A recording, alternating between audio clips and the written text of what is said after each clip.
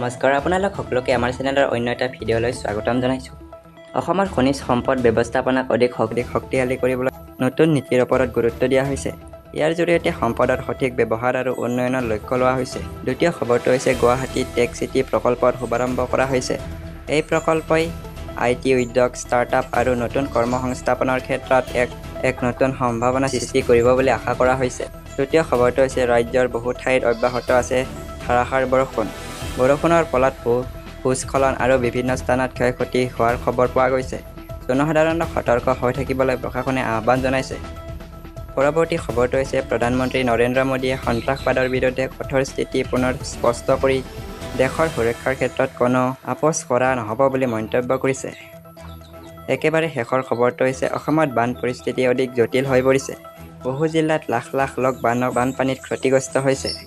উদ্ধাৰ আৰু সাহায্য অভিযান অব্যাহত আছে আৰু প্ৰশাসনে বানাক্ৰান্ত অঞ্চলৰ লোকসকলক সুৰক্ষিত স্থানলৈ স্থানান্তৰ কৰি আছে।